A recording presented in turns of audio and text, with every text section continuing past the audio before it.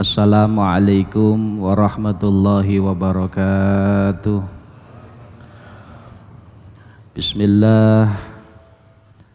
Innal hamdalillah nahmaduhu wa nasta'inuhu wa nastaghfiruh wa na'udzu billahi min syururi anfusina wa min sayyiati a'malina. May yahdihillahu fala mudhillalah wa may yudlil fala hadiyalah.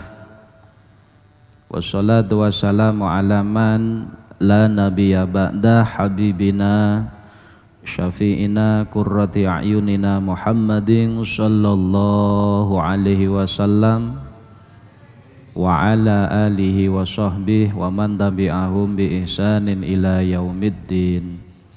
Amma ba'du fala haula wala quwwata illa billahil aliyil azim. Hadratal muhtaramin, para kiai, para bini sepuh, para jamaah salat subuh Masjid Ar-Rahman ingkang mugi-mugi tansah pinaringan rahmatipun Allah Subhanahu wa taala. Panjenenganipun tiyang sepuh kita Mbah Haryanto lan sedaya keluarga ugi takmir Masjid Ar-Rahman ingkang kula hormati, para pendengar, para pecinta Radio Mayangkara FM ingkang mugi-mugi tansah pinaringan rahmatipun Allah Subhanahu wa taala. Sepindah monggo sareng-sareng kita panjataken raos puji syukur dhateng ngersanipun Allah Subhanahu wa taala. Dene menapa enjing niki kita sedaya dimulyakake Allah Subhanahu wa taala. Enjing menika kita sedaya diparingi anugerah Allah. Pertama, kita dipanggihke datang bulan suci Ramadan, bulan yang penuh berkah, penuh maghfirah. Yang kedua, kita sedaya diparingi pitulung Allah saged ngibadah mulai sholat tahajud, sholat subuh berjamaah, majelis ilmu, iktikaf. Sungguh ini adalah anugerah Allah Subhanahu wa taala yang hanya diberikan Allah kepada orang-orang yang dicintainya. Mila mugi-mugi kula jenengan sami termasuk salah satu orang-orang yang dicintai oleh Allah Subhanahu wa taala. Amin ya rabbal alamin. Sholawat saha salam boten kesupen mugi katur kunjuk dateng junjungan kita Nabi Agung Muhammad sallallahu alaihi wasallam ingkang tansah kita ajeng-ajeng syafaat pertolonganipun khususipun benjing wonten akhirat. Amin ya rabbal alamin. Bapak Ibu jamaah Masjid Ar-Rahman ingkang dipun mulyakaken Allah.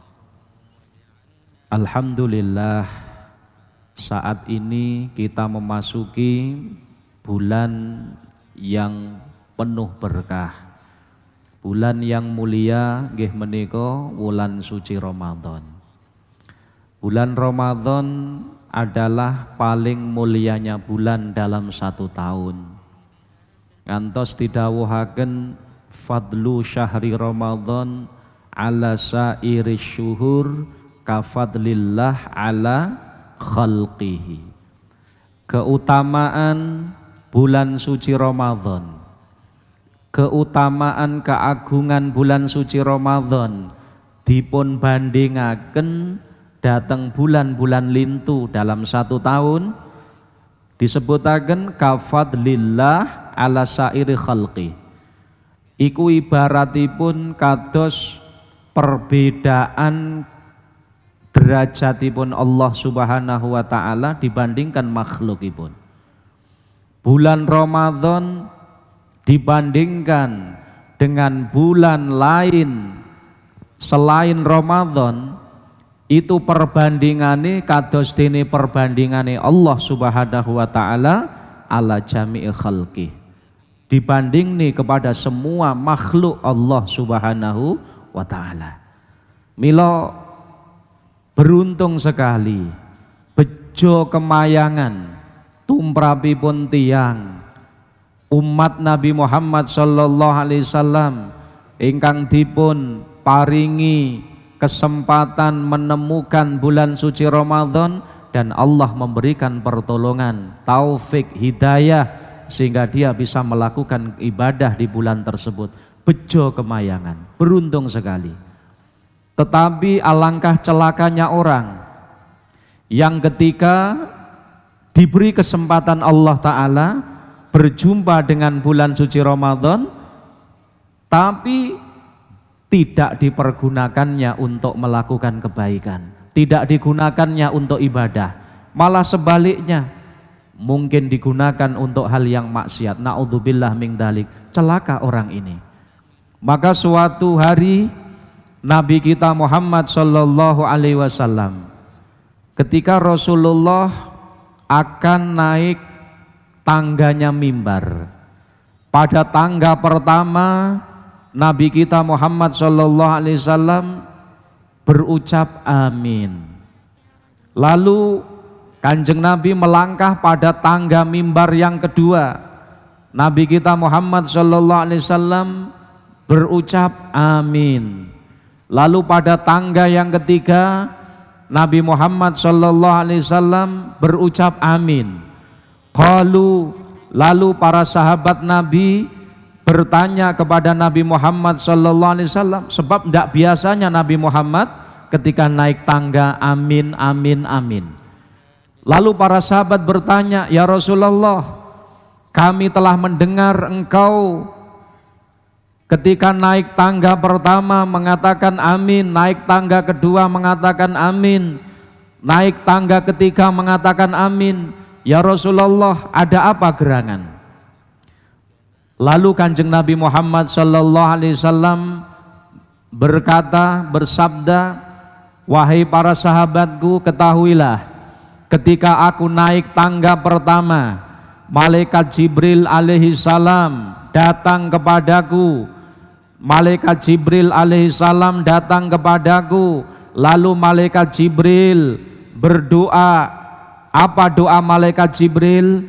Syaqiya abdun adraka Ramadan fansalakha minhu walam yukfar lahu. Malaikat Jibril berdoa pertama ketika aku di tangga pertama, malaikat Jibril datang kepadaku dan berdoa.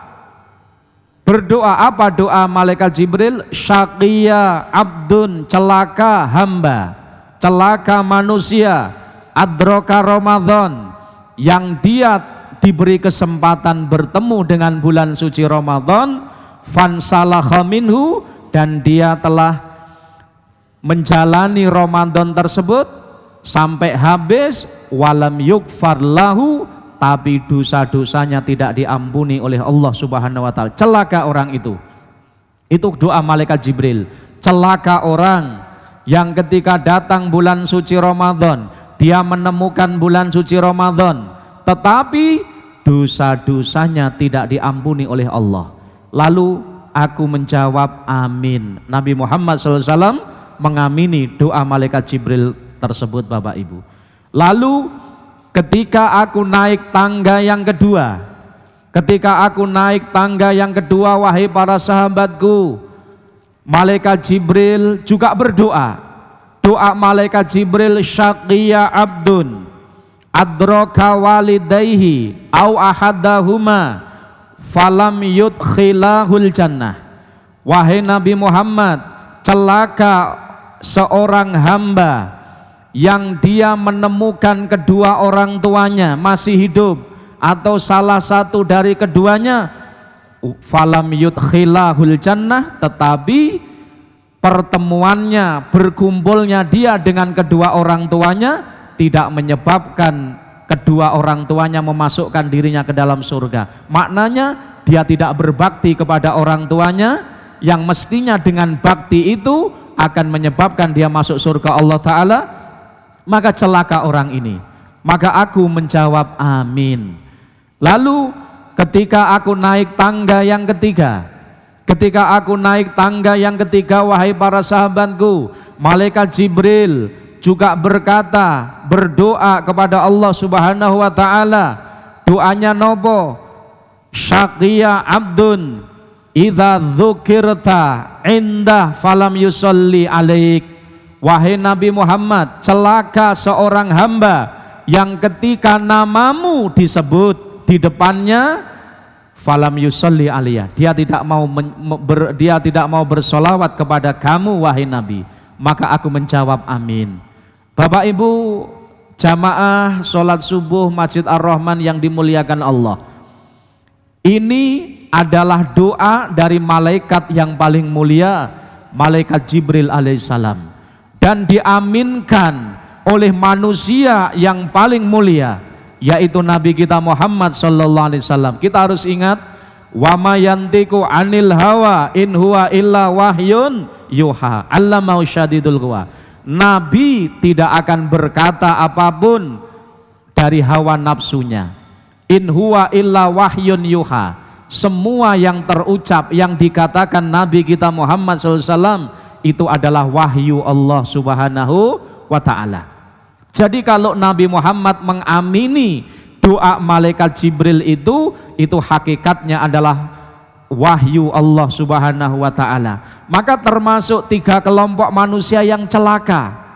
Siapa? Yang pertama, orang yang diberi kesempatan Allah bertemu dengan bulan suci Ramadan, namun dia tidak mau beribadah, tidak mau puasa Ramadan, tidak mau sholat tarweh, tidak mau iktikaf, tidak mau ibadah di bulan Ramadan. Malah sebaliknya, dia berbuat maksiat di bulan suci Ramadan, sehingga hal itu tidak menyebabkan dosa-dosanya diampuni. Maka kata malaikat Jibril, celaka orang ini, dan diamini oleh Nabi kita Muhammad SAW. Maka mudah-mudahan dengan datangnya bulan suci Ramadan ini akan menyebabkan dosa-dosa kita diampuni oleh Allah Subhanahu wa Ta'ala. Amin ya Rabbal Alamin. Bapak Ibu yang dimuliakan Allah Subhanahu wa Ta'ala,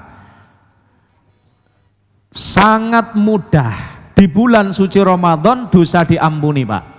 Sangat mudah. Kita harus ingat, bulan Ramadan adalah bulan yang luar biasa, bulan yang paling agung, dan inilah kesempatan hamba-hamba Allah untuk mencari bekal untuk akhirat.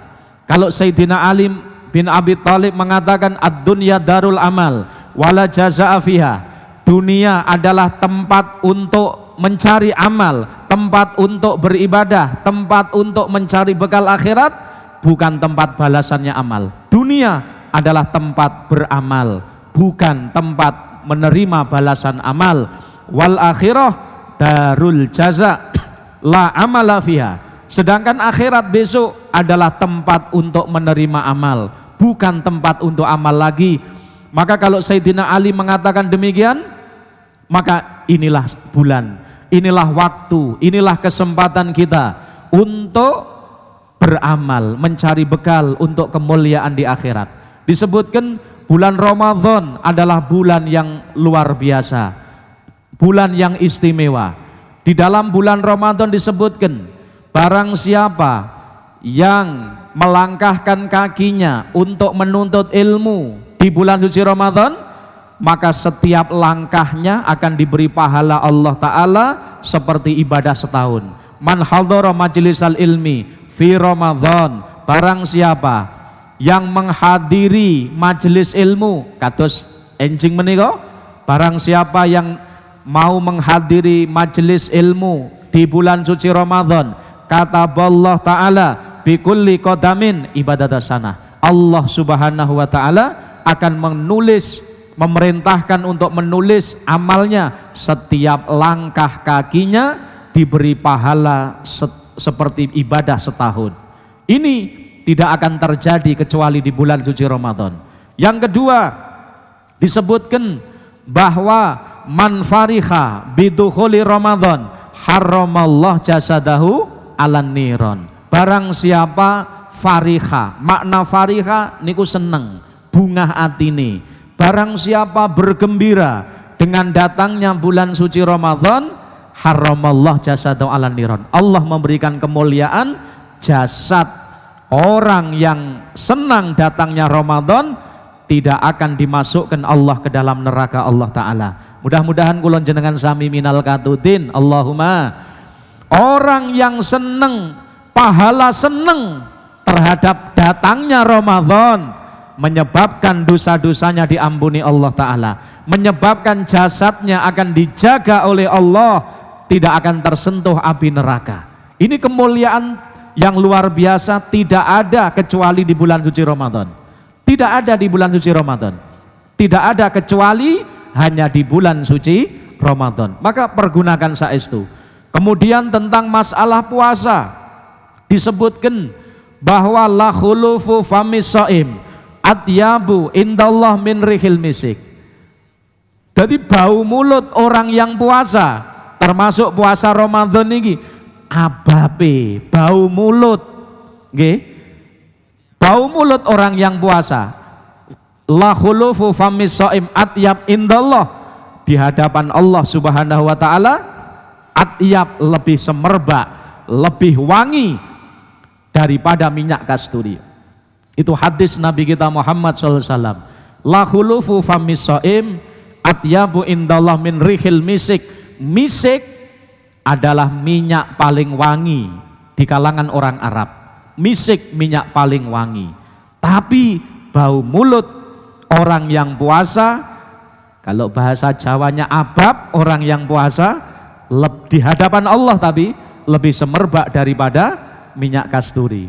Beda kalau di hadapan indan nas, Pak. Nek indan nas mungguh kita bau mulut ya tetap bacin. Tapi indallah, di hadapan Allah Subhanahu wa taala, itu lebih wangi daripada minyak kasturi. Maka di dalam syariat kita, Nabi kita Muhammad SAW dalam mazhab Syafi'i, setelah duhur kulon jenengan sami disunahkan untuk tidak siwakan, untuk tidak gosok gigi setelah duhur. Kenapa? Karena setelah duhur bau mulut yang timbul itu adalah bau mulut sebab puasa. Berdasarkan hadis ini anjuran, jangan hilangkan bau mulutmu.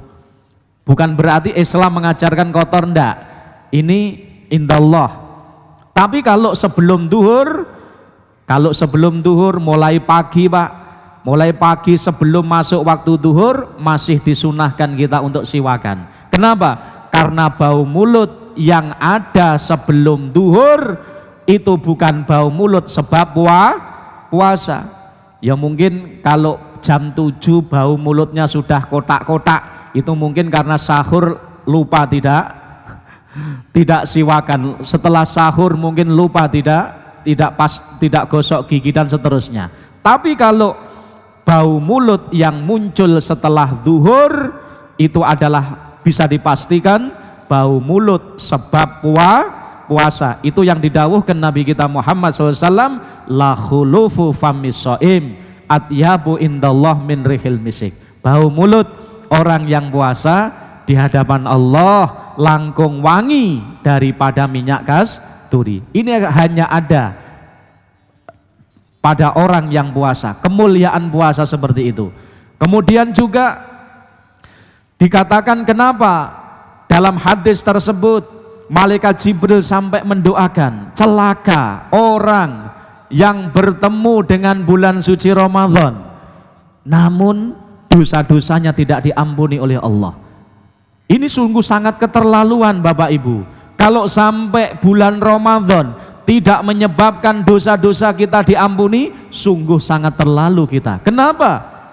Karena setiap ibadah di bulan suci Ramadan berpotensi menyebabkan dosa-dosanya diampuni. Di dalam bulan suci Ramadan kita sedaya diwajibkan apa, Pak? Puasa Ramadan. Disebutkan, ya ayyuhalladzina amanu kutiba alaikumussyam kama kutiba alal ladzina min qablikum la'allakum tattaqun. Wahai orang-orang yang beriman, diwajibkan atas kalian semua berpuasa. Kama kutiba alal ladzina min qablikum, seperti halnya puasa niku diwajibkan atas umat-umat sebelum kalian la'allakum tattaqun, agar kalian menjadi orang yang bertakwa. Nah, di sini puasa diwajibkan oleh Allah Subhanahu wa taala. Meskipun Allah tidak butuh puasa kita, tapi kita yang butuh terhadap amal puasa itu. Kalau kita puasa, apa jaminannya? Disebutkan oleh Nabi kita Muhammad sallallahu alaihi wasallam, man shoma Ramadan imanan wahtisaban ghufira lahu ma taqaddama min dzambi.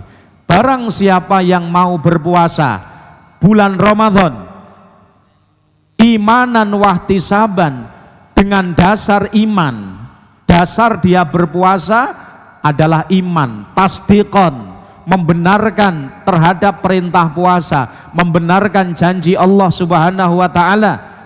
Barang siapa yang berpuasa Ramadan dengan dasar iman dan mengharapkan ikhtisab, mengharapkan ridho Allah Subhanahu wa taala dari puasanya tersebut, apa kata Nabi jaminannya? Ghufira lahu ma taqaddama min dzambi. Allah Subhanahu wa taala akan mengampuni dosa-dosanya. Dosa-dosanya akan diampuni oleh Allah Subhanahu wa taala. Jadi puasa menyebabkan dosa-dosa kita diampuni oleh Allah taala. Kemudian juga di dalam bulan suci Ramadan setiap malam kula jenengan sami disyariatkan untuk melakukan sholat tarweh. Sholat tarweh jangan ditinggalkan, karena itu luar biasa. Disebutkan dalam hadis Nabi kita Muhammad SAW, man qoma Ramadan imanan wahtisaban ghufira lahu ma taqaddama min dzambi. Barang siapa menunaikan qiyamul lail, qoma itu diartikan oleh para ulama ay sholatat tarwih, sholatut tarawih. Jadi barang siapa yang qoma melakukan ibadah, melakukan sholat di malam hari bulan Ramadan, yang dimaksud oleh para ulama adalah barang siapa yang mau melakukan sholatut tarawih, sholat tarawih dengan dasar iman, mengharapkan ridho Allah Subhanahu wa taala, ghufira lahu ma taqaddama min dzambi. Dosa-dosanya juga akan diampuni oleh Allah Subhanahu wa taala. Maka di bulan suci Ramadan niki Bapak Ibu, betapa mudahnya dosa-dosa diampuni oleh Allah taala. Maka pantas malaikat Jibril berdoa, celaka orang yang ketika datang bulan suci Ramadan dia menemukan bulan suci Ramadan, fansalakha minhu fala walam yughfar lahu. Celaka orang yang ketika datang bulan suci Ramadan dia hidup, dia menemukan bulan suci Ramadan, tapi dosa-dosanya tidak diampuni oleh Allah. Nabi kita Muhammad SAW juga mengaminkan amin. Kenapa? Karena saking mudahnya Bapak Ibu, saking mudahnya dosa-dosa diampuni di bulan suci Ramadan. Tentunya dengan ibadah-ibadah yang diperintahkan oleh Allah Subhanahu wa taala. Oleh karenanya ada satu hadis yang menjelaskan tentang keagungan bulan suci Ramadan. Nabi kita Muhammad sallallahu alaihi wasallam dalam hadis rawahu An-Nasa'i an Abi Hurairah radhiyallahu anhu qala Rasulullah sallallahu alaihi wasallam, idza jaa Ramadan futihat abwabul jannah. Ketika datang bulan suci Ramadan, pintu-pintu surga dibuka oleh Allah Subhanahu wa taala. Ketika datang bulan suci Ramadan, pintu-pintu surga dibuka oleh Allah Subhanahu wa taala. Wa ghuliqat abwabun nar, pintu-pintu neraka ditutup oleh Allah Subhanahu wa taala. Wa sufidatis syayatin, setan-setan yang mengganggu manusia untuk melakukan ketaatan kepada Allah, semuanya diborgol oleh Allah Subhanahu wa taala. Hadis ini menunjukkan betapa agungnya bulan suci Ramadan, sampai diibaratkan kalau datang bulan suci Ramadan, pintu-pintu surga dibuka oleh Allah taala. Bapak Ibu, kita harus memahami maksud daripada pintu surga dibuka itu apa? Futihat abwabul jannah ibaratun amma yaftahuhullah li ibadihi minat ta'at wa kasratis thawab ala siyami Ramadan wa qiyami wa barakati syahr wa dzalika asbabun lidukhul jannah. Kita harus ingat, maksud daripada dibukanya pintu-pintu surga itu melambangkan di bulan suci Ramadan Allah Ta'ala membuka pintu-pintu rahmatnya, pintu-pintu anugerahnya dibuka semuanya oleh Allah, dibuka oleh Allah, amal ibadah dilipat gandakan oleh Allah Ta'ala, kasratis sawab, pahalanya besar, sampai dalam hadis dikatakan barang siapa melakukan ibadah sunnah di bulan suci Ramadan, jadi ibadah satu, ibadah sunnah Pak, kulon jenengan sami ngelakoni amalan sunnah satu di bulan suci Ramadan, pahalanya seperti melakukan amalan wajib di luar Ramadan. Kalau kita melakukan amalan wajib di bulan suci Ramadan, kana kaman adda sab'ina faridatan fima siwah, maka pahalanya seperti kita melakukan 70 amalan wajib di luar Ramadan. Subhanallah. Makanya dibukanya pintu-pintu surga ini melambangkan di bulan suci Ramadan Allah niki lho, pintu-pintu rahmati Gusti Allah sedoyo dibuka, diobral, obral maghfirah, obral rahmat. Allah Subhanahu wa taala mencurahkan rahmatnya untuk umat niki. Makanya sampai malaikat Jibril mendoakan, celaka orang yang ketika bertemu dengan bulan suci Ramadan tidak menyebabkan dosa-dosanya diampuni. Celaka orang itu, dan diamini oleh Nabi kita Muhammad SAW. Karena sangat mudahnya orang diampuni oleh Allah, asalkan ada kemauan, asalkan ada keinginan untuk mendekatkan diri kepada Allah Ta'ala, maka akan diampuni dosa-dosanya oleh Allah Ta'ala. Itu makna dari dibukanya pintu-pintu surga. Jadi melambangkan banyaknya pahala di bulan suci Ramadan, pintu-pintu rahmat dibuka, ya. Wadzalika asbabun lidukhul jannah, dan itu semuanya menjadi sebab dia akan masuk surga Allah Subhanahu wa taala. Itulah makna pintu-pintu surga dibuka oleh Allah Subhanahu wa taala. Lalu yang kedua, wa ghuliqat abwabun nar. Ketika datang bulan suci Ramadan, pintu-pintu neraka ditutup oleh Allah Subhanahu wa taala.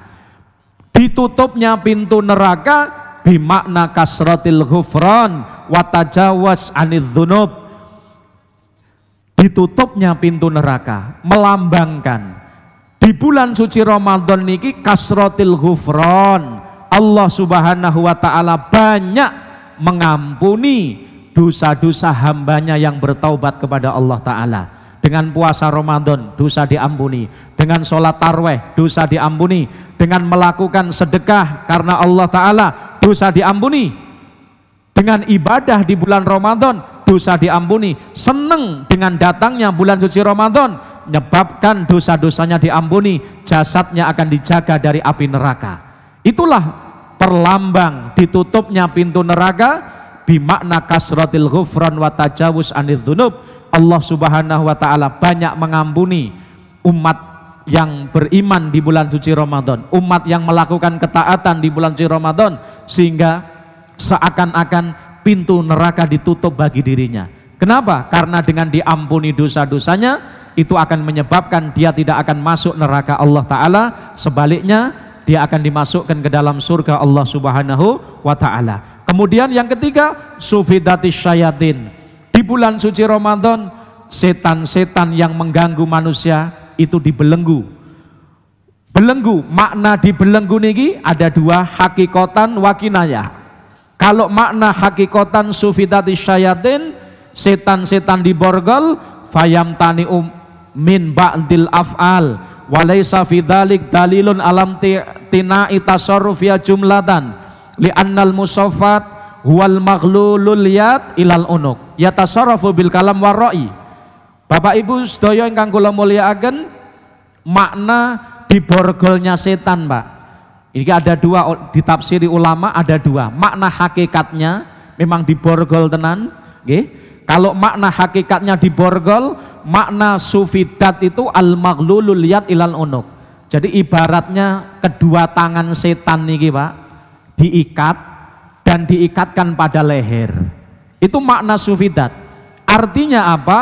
Di bulan suci Ramadan kekuatan fisik dari setan hilang.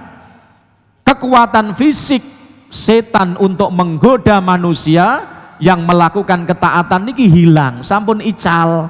Setan tidak punya kekuatan fisik sudah, karena al-maghlulul yad ilal unuk. Makna sufidat niku lho, tangane setan dipaleni lajeng diikatkan pada leher. Itulah makna al-maghlulul yad ilal unuk, sufidat. Artinya di bulan suci Ramadan kekuatan fisik daripada setan hilang. Berarti kalau begitu setan ndak meneng no, boten. Meskipun kekuatan fisik setan hilang, tapi setan masih bisa menggoda manusia. Dengan apa? Yatasarrafu bil kalam warra'i. Setan masih menggoda, Pak. Dengan apa? Hanya dengan ucapan, dengan tipuan napa niku, rayuan-rayuan setannya. Tapi sudah tidak punya kekuatan fisik.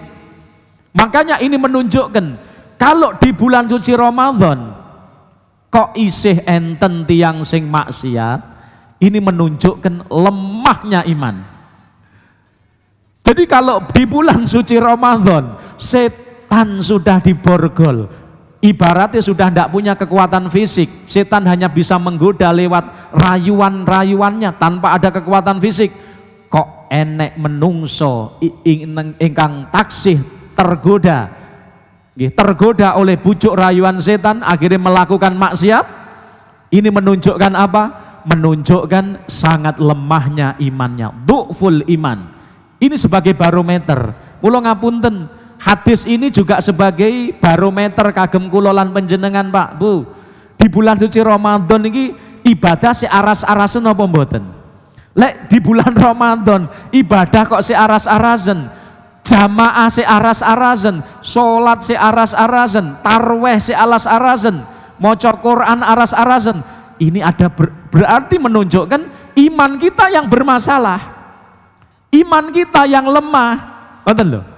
Ini barometer. Maka evaluasi diri ya bulan Ramadan ini, setan sudah tidak menggoda, tidak punya kekuatan fisik.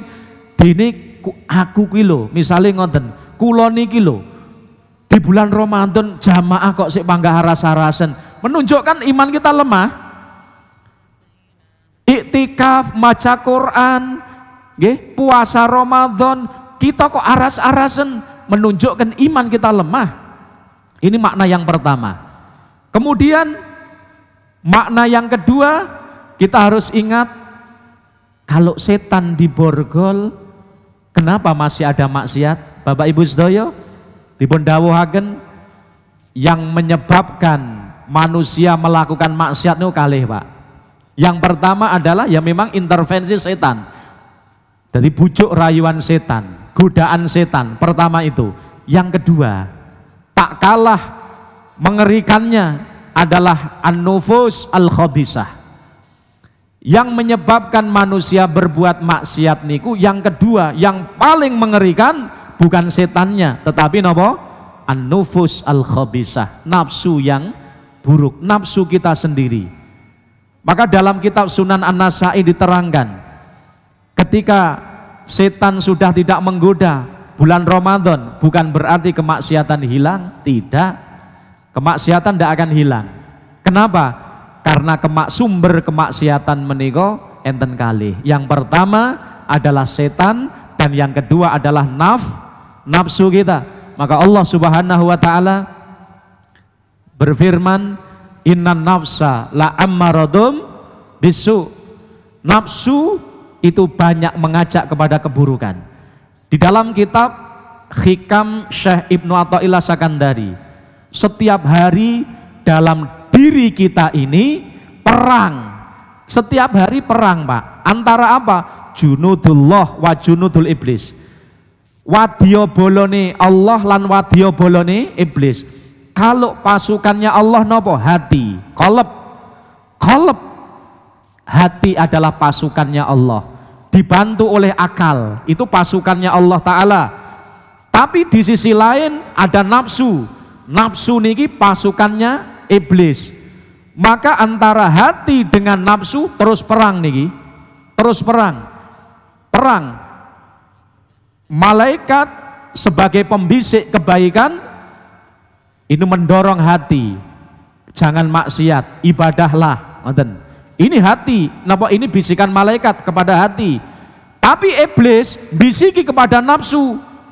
Iblis bisiki kepada nafsu terus, ora usah ritek, penak nyantai ae, ora usah salat, ora usah poso, ora usah jamaah. Kemudian apa yang terjadi? Disebutkan oleh Syekh Muhammad Sakandari, apabila Allah Subhanahu wa taala memberi pertolongan kepada hambanya, maka segera Allah taala akan menurunkan bantuan yang berupa al-waridat. Allah Ta'ala akan menurunkan bantuan kepada hati, sehingga hati ini akan bisa mengalahkan pengaruh nafsunya. Maka meskipun terkadang arep budal jamaah niku aras-arasen, tapi kalau Allah Subhanahu wa taala memberi pertolongan kepada hatinya, maka masih aras-arasen tetap panggah budal. Masih jamaah aras-arasen tetap budal. Nggih. Rasa aras-arasen mesti enten. Kenapa? Karena pengaruh nafsu niki wau.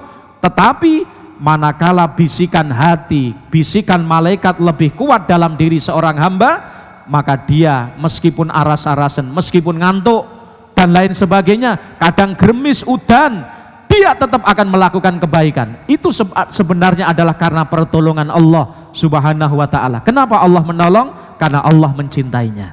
Maka kula jenengan sami mugi-mugi dijadikan Allah Ta'ala orang-orang yang dicintai oleh Allah di bulan suci Ramadan.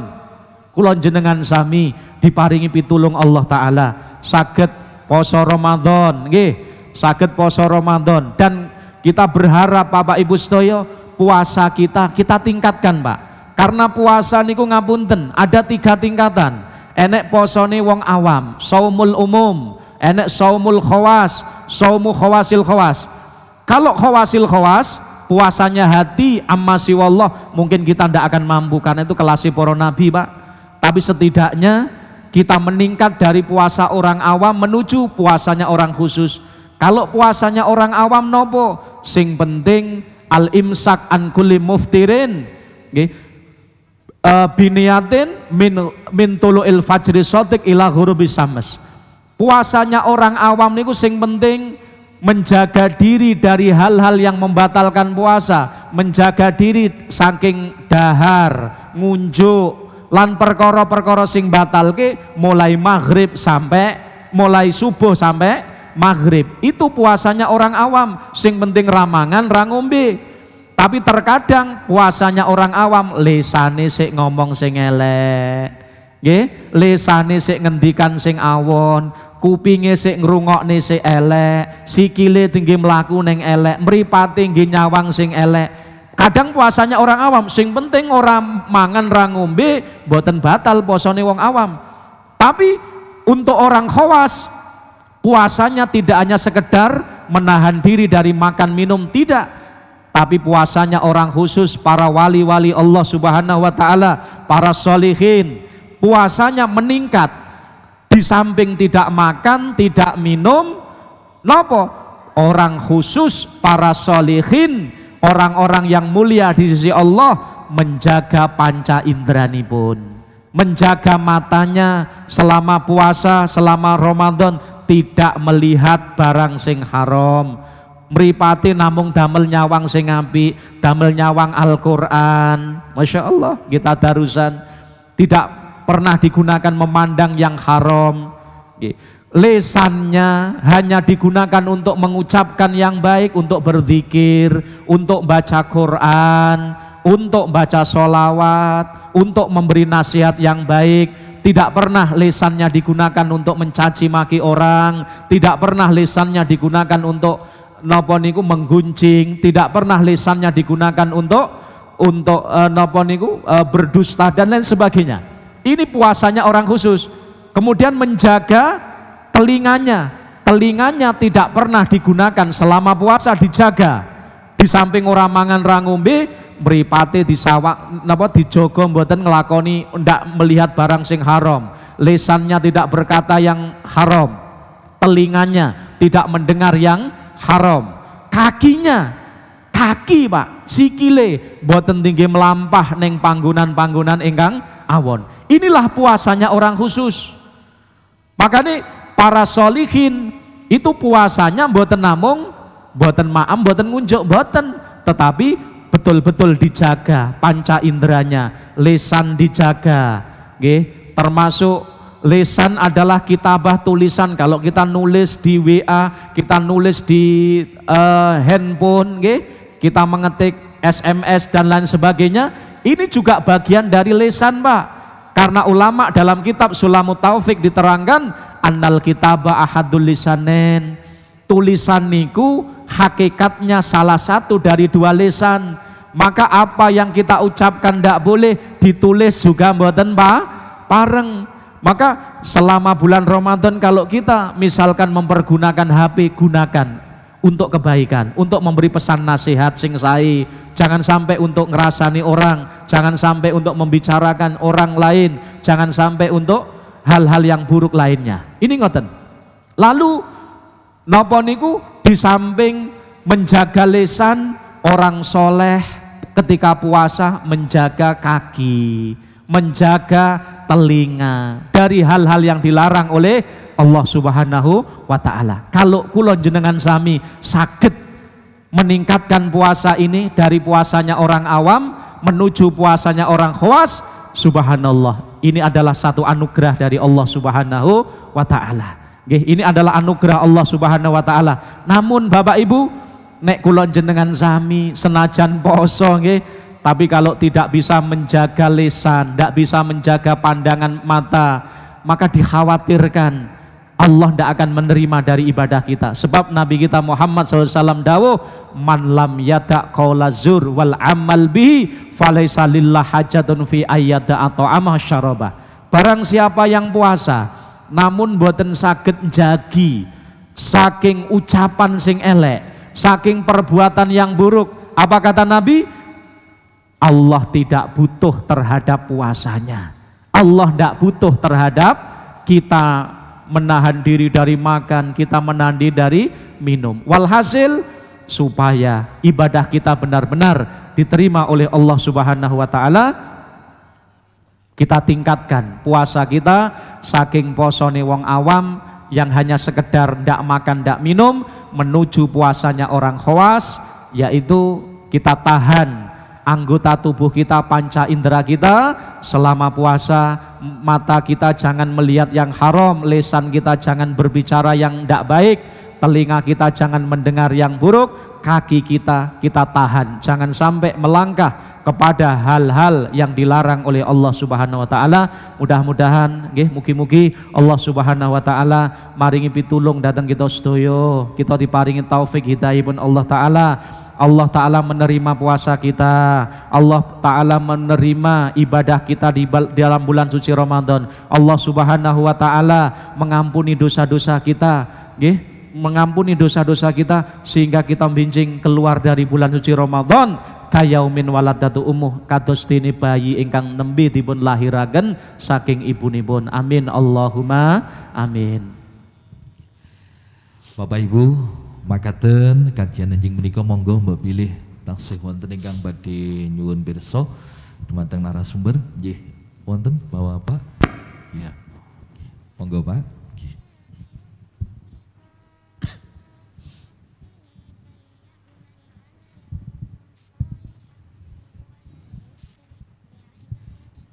Assalamualaikum warahmatullahi wabarakatuh.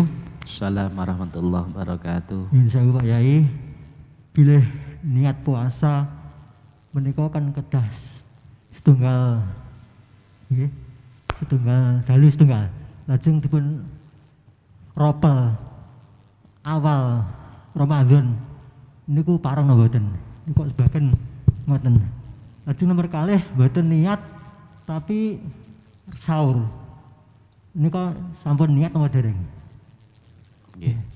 Sampun terakhir niki kakung putri kerja teng luar, atus teng Hong Kong. Lajeng piyambakipun nikah mboten wangsul. Niki waline namung cekap wonten mriku. Niki pareng mboten. Maksudnya wali napa? Wali saking putri. Nikah. Nikah wonten luar niki. Oh nggih nggih. Niku konco kawula. Nggih, nggih. Makaten Betul. assalamualaikum warahmatullahi wabarakatuh. Waalaikumsalam warahmatullahi wabarakatuh. Nggih. Pertama, Bapak Ibu, masalah niat puasa Ramadan nggih.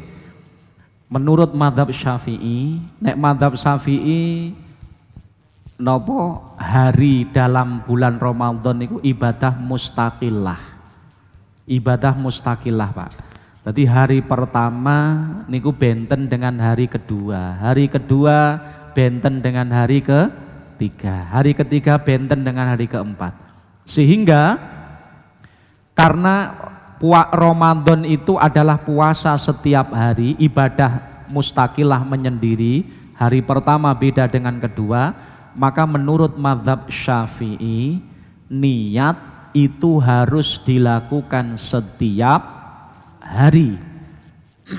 Niat puasa harus dilakukan setiap hari, pertama. Kemudian kalau karena Ramadan itu puasa wajib, diwajibkan untuk tabyid.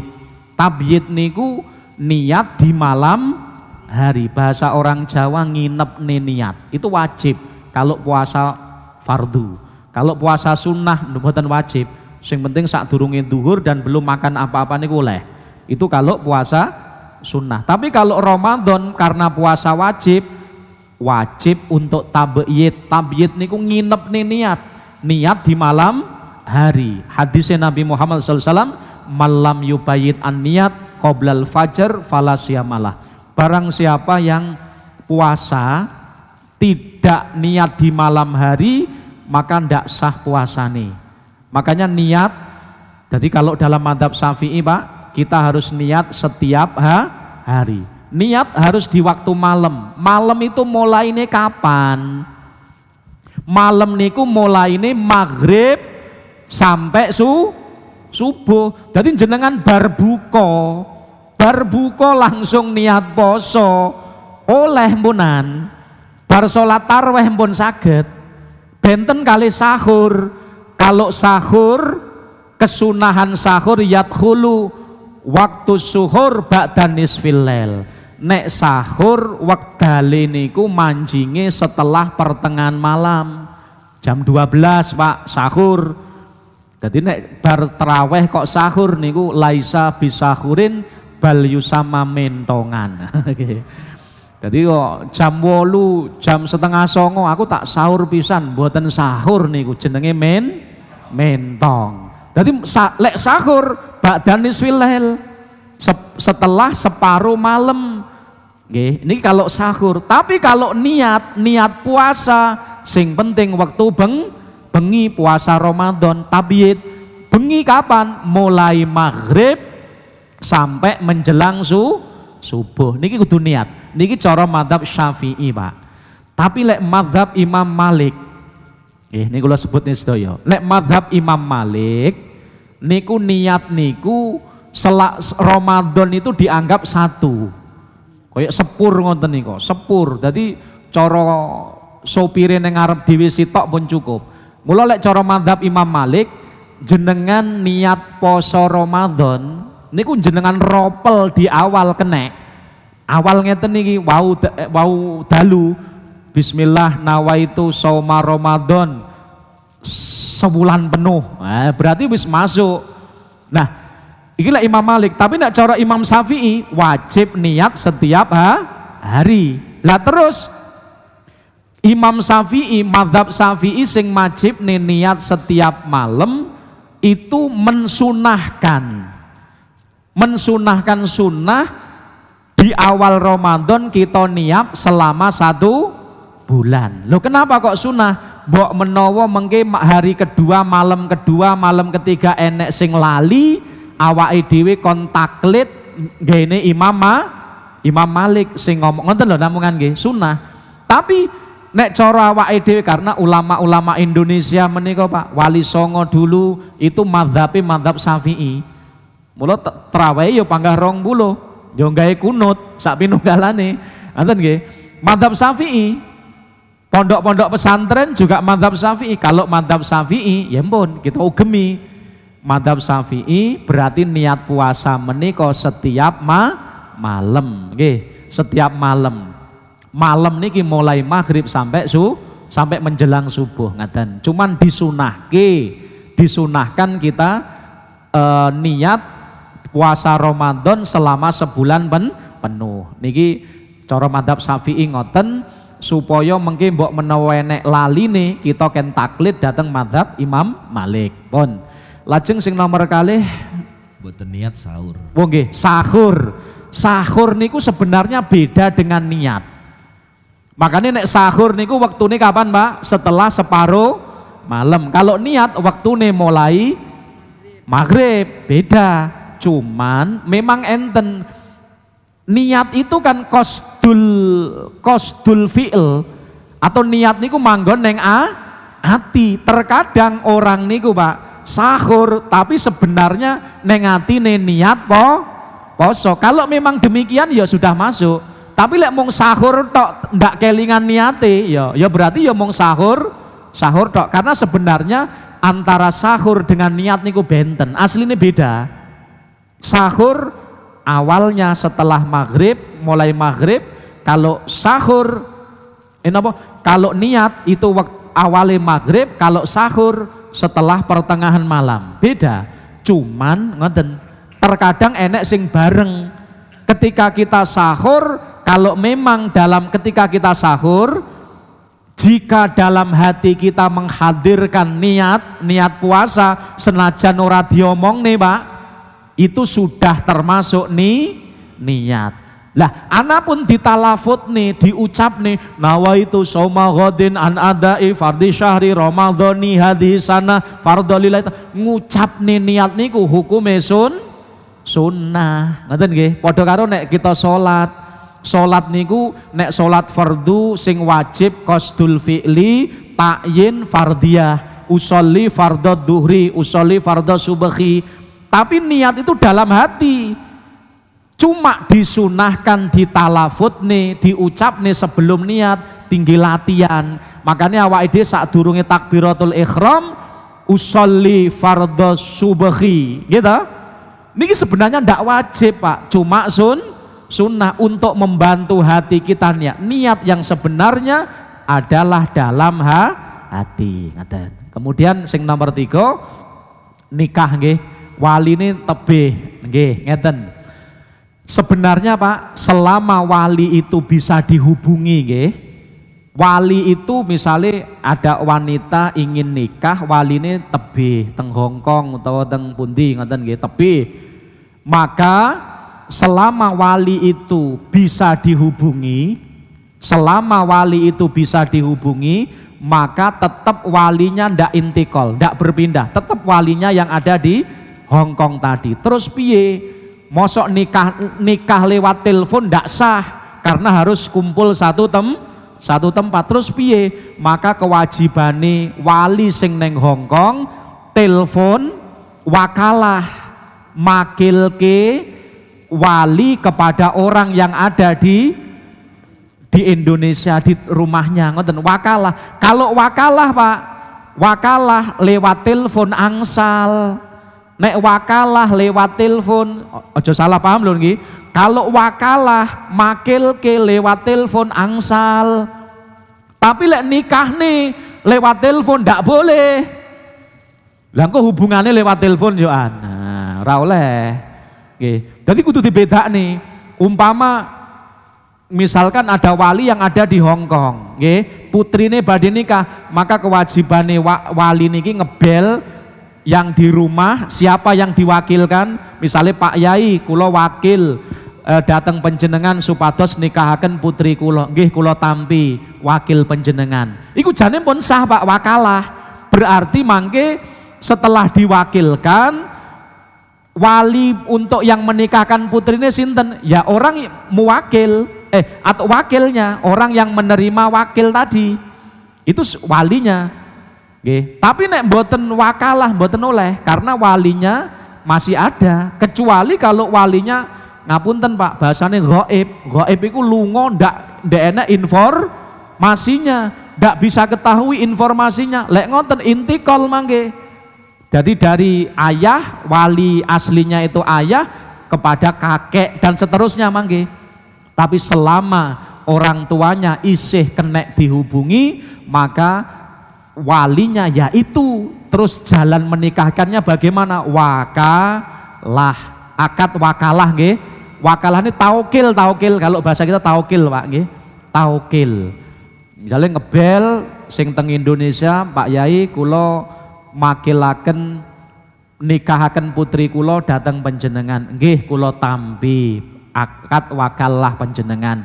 Berarti perwakilan wali nggih, wali itu nanti adalah orang yang menerima wakalah kalau wau, karena sudah ada taukil. Ngaten nggih, niki caranipun ngaten nggih. Mugi-mugi estu majelis menika dipun ridhani Allah Subhanahu wa taala. Kita mboten wangsul saking majelis menika kecuali beto rahmatipun Allah. Kita mboten wangsul kecuali dipun ngapunten sedaya kelepatan kita, lan mugi-mugi kita keluarga kita termasuk golonganipun tiang-tiang sing ditresnani Allah taala ditakdirke bejo fit dunya wal akhirah. Amin ya rabbal. Allahumma sholli ala sayyidina Muhammad wa ala ali sayyidina Muhammad. Alhamdulillahi rabbil alamin. Allahumma barik lana fi hayatina, Allahumma barik lana fi arzakina, Allahumma barik lana fi ulumina, Allahumma barik lana fi dzurriyyatina wa ahlina wa talamidina zaujatina auladina. Allahumma rzuqna ya Allah ilman nafi'a wa amalan sholihan makbula. Allahumma a'inna ala dzikrika syukrika wa husni ibadatik. Allahumma arham mada sayyidina Muhammad, Allahumma aslih mada sayyidina Muhammad, Allahumma ansur mada sayyidina Muhammad, Allahumma farrij an ummati sayyidina Muhammad. Rabbana atina fid dunya hasanah wa fil akhirati hasanah wa qina adzabannar. Allahumma khtim lana bi husnil khatimah, na'udzubika min su'iha. Sallallahu ala sayyidina Muhammadin wa ala alihi sahbihi wasallam. Alhamdulillahi rabbil alamin. Assalamualaikum warahmatullahi wabarakatuh.